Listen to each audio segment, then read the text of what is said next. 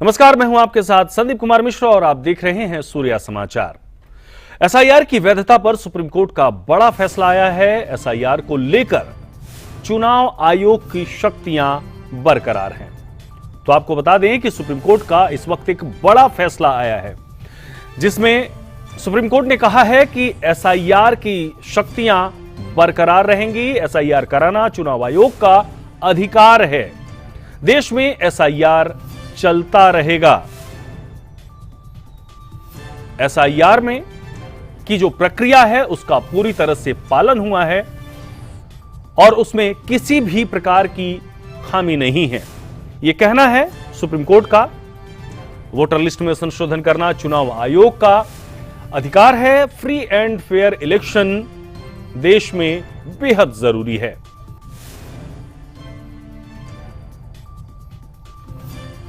Supreme court का SIR के ऊपर फैसला आ गया है। माननीय सुप्रीम कोर्ट ने कहा है कि एसआईआर की पूरी प्रक्रिया सही है।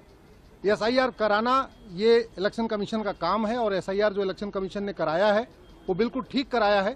वो संविधान के अनुकूल है, रिप्रेजेंटेशन ऑफ पीपल एक्ट के अनुकूल है, जो कंडक्ट ऑफ इलेक्शन रूल है उसके अनुकूल है।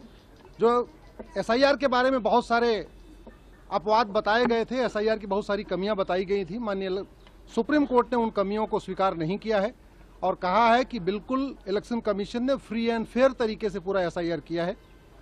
हमने जो पीआईएल फाइल किया था उसमें मांग किया था एसआईआर रेगुलर इंटरवल पे होना चाहिए।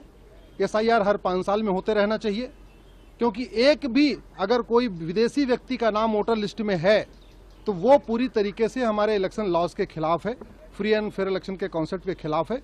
आज माननीय सुप्रीम कोर्ट ने जो हमारी दलील थी, जो चुनाव आयोग की दलील थी, वो सभी दलीलों को स्वीकार कर लिया है और लगभग जो 20 से ज्यादा पिटीशन फाइल की गई थी एसआईआर की बहुत सारी कमियों को बताने के लिए, उन सभी दलीलों को नकार दिया गया है। मैं आशा करता हूं कि अब आने वाले टाइम में भारत में कोई भी जो विदेशी है, जो घुसपैठिया है, चाहे पाकिस्तानी, अफगानिस्तानी, रोहिंग्या, बांग्लादेशी या कुकी है, उसका नाम भारत में नहीं होगा। इस पूरे मामले पर बात करने के लिए हमारे साथ फोन लाइन पर सूर्या समाचार संवाददाता विनय सिंह जुड़ रहे हैं। विनय, क्या है पूरी खबर और सुप्रीम कोर्ट का जो ये फैसला है, इससे विपक्ष को कितना बड़ा झटका है विपक्ष के लिए और चुनाव आयोग के लिए कितनी बड़ी राहत की खबर है?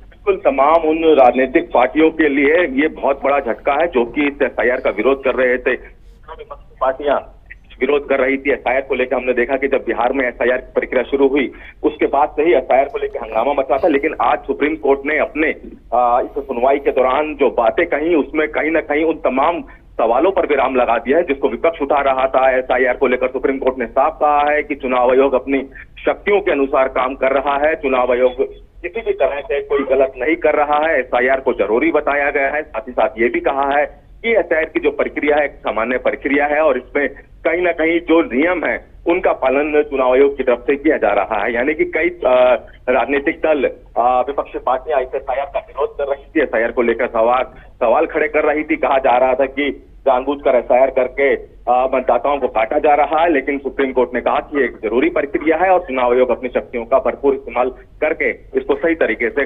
अंजाम दे रहा है। ऐसे में विनय, एक बड़ा सवाल यह भी है कि सुप्रीम कोर्ट ने जो फैसला दिया है इसके बाद चुनाव आयोग की जिम्मेदारी कितनी बढ़ जाती है कि फ्री एंड फेयर इलेक्शन के लिए एसआईआर की प्रक्रिया का पूरी तरह कड़ाई से पालन करवाए? देखिए, एसआईआर को लेकर चूंकि फ्री एंड फेयर इलेक्शन बहुत जरूरी है। स्वतंत्र लोकतंत्र में भारत एक सबसे बड़ा लोकतांत्रिक देश है और ऐसे में साफ सुथरा चुनाव बहुत जरूरी है। हाल ही में हमने पश्चिम बंगाल चुनाव में देखा कि किस तरह से चुनाव आयोग की तरफ से पूरी तरह से एक साफ सुथरा चुनाव कराया गया। यही वजह रही कि वोटिंग परसेंटेज बहुत ज्यादा हाई रहा और अब चूंकि बाकी अन्य राज्यों में भी एसआईआर की प्रक्रिया चुनाव आयोग की तरफ से शुरू कर दी गई है, तारीखों का ऐलान कर दिया गया है। लाजमी है कि एसआईआर को लेकर अब जो लोग हैं और ज्यादा जागरूक होंगे। खासतौर पर जो विपक्षी दल सवाल उठा रहे थे उनके सवाल अब खत्म होंगे।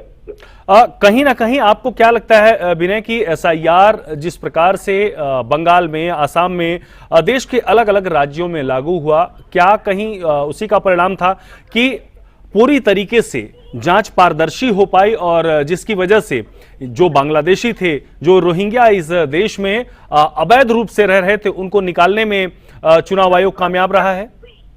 देखिए बिल्कुल ही एसआईआर की जो प्रक्रिया है, खासतौर पे जो अवैध वोटर हैं, घुसपैठिए वोटर हैं, डबल वोट जिनके हैं, ऐसे वोटर जिनकी मौत हो चुकी है, जो कि अभी दुनिया में नहीं है लेकिन वोटिंग लिस्ट में उनका नाम है, ऐसे लोगों को छटनी करना बहुत जरूरी था।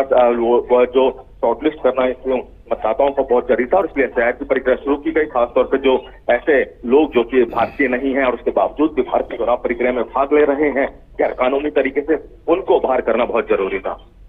चलिए, बहुत शुक्रिया विनय इस पूरी जानकारी के लिए। इस खबर पर नजर बनाए रखिएगा, फिर आपसे ताजा अपडेट लेते रहेंगे। तो एसआईआर पर सुप्रीम मुहर लग चुकी है और यह प्रक्रिया बिल्कुल ठीक चल रही है।